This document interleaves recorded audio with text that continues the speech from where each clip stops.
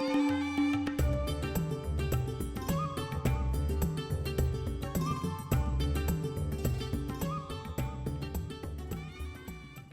students, I am Sunil Kumar, PGT Commerce, Kendriya Vidyalaya, Secretariat, RKpuram.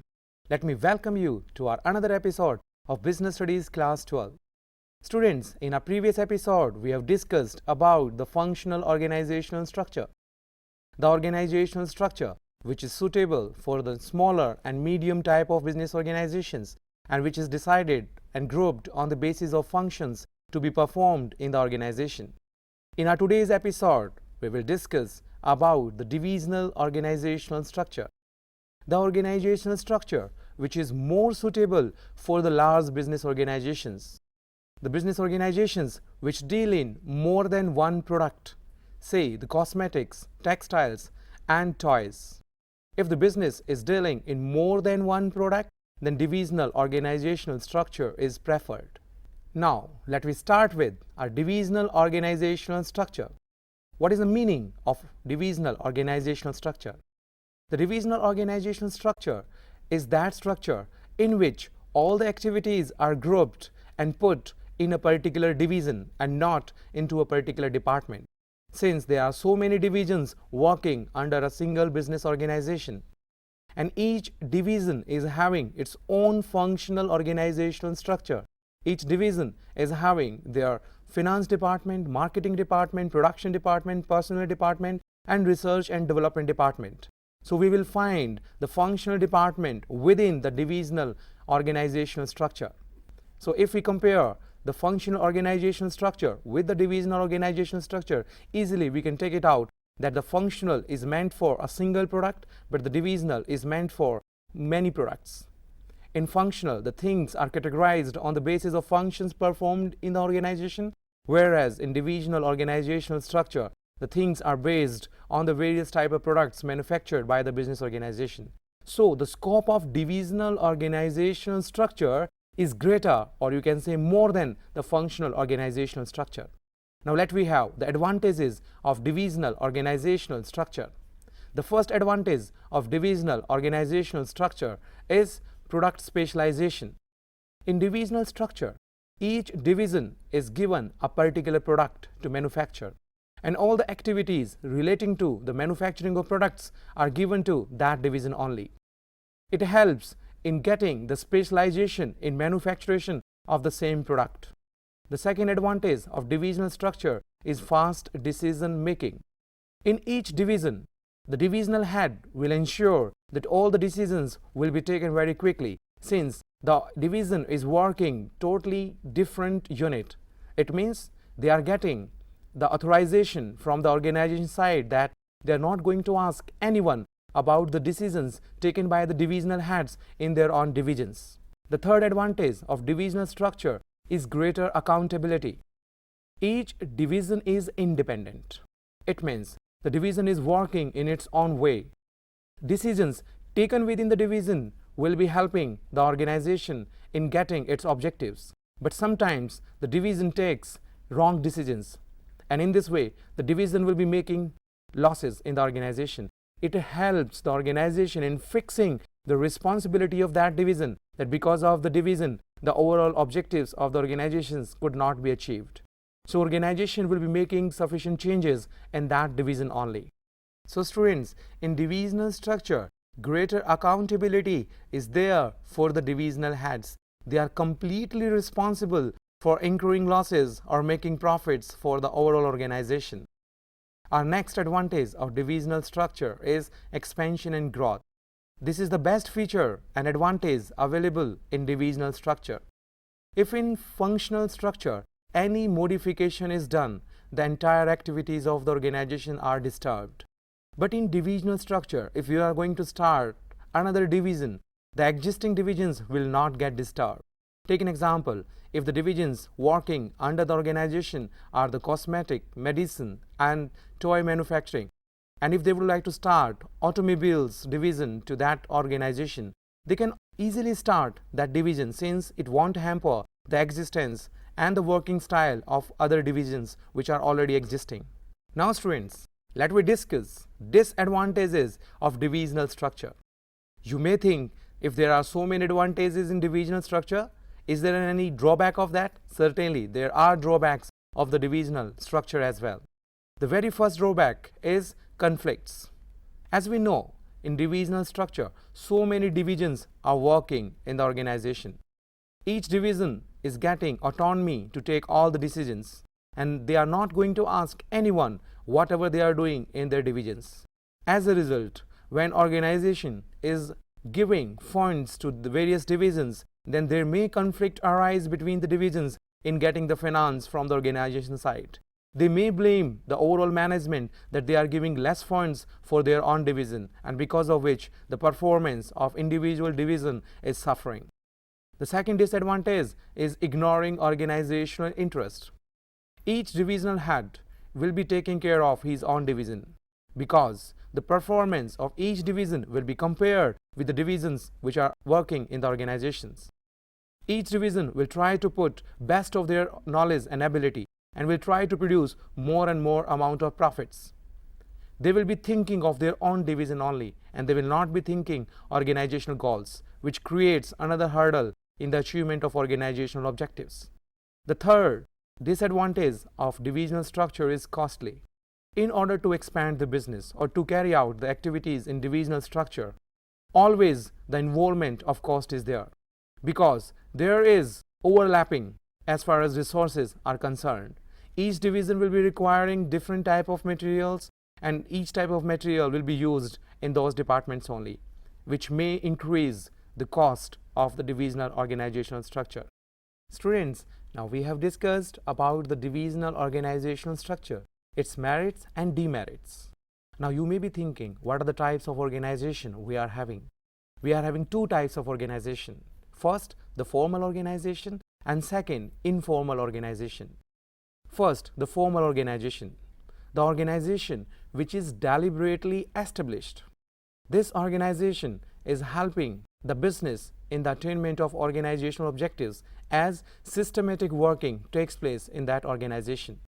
Establishment of authority and responsibility is there, which helps a person to know about the superior and who is his subordinate. So once these responsibility and authority is established, superior subordinate relationship is established, it's very easy to communicate and to complete the work.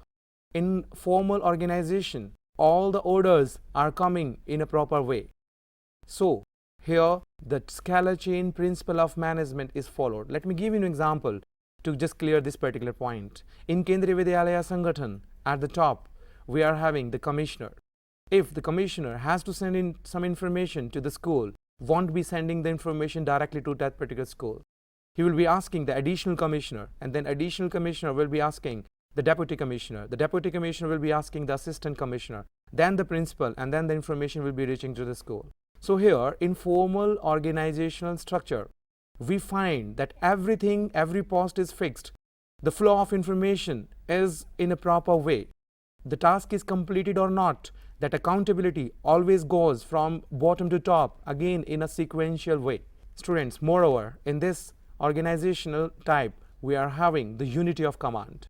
The unity of command, it means a person is getting all instructions from a single person only, and it is established only in formal organization. So till now, it is understood that formal organization is the one which is existing and developed with proper planning, in which unity of command principle is followed, in which the scalar chain is followed. It means all the information is coming in a proper way, and accountability is also going from bottom to top in a proper way.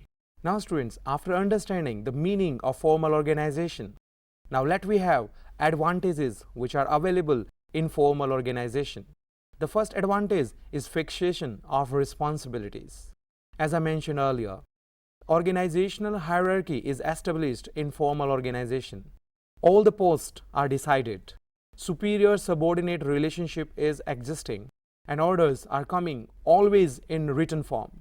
And once the signature of an employee is on that particular paper, he is kept responsible and accountable for the completion of the job.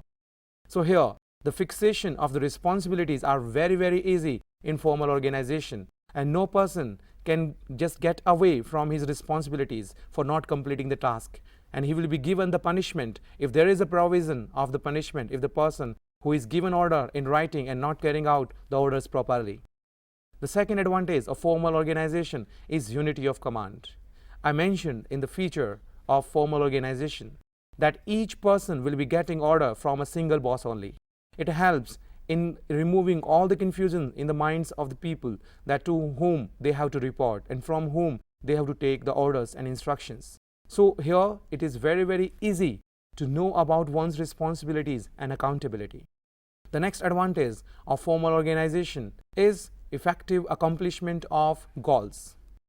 Formal organization always helps the business organization in the achievement of organizational goals. As each and every work is grouped in a proper way, no activity of the organization is left out, so every activity will be done to the perfection, and it helps in the attainment of organizational objectives. And it is made possible only by the formal organization. The next advantage is creation of chain of command.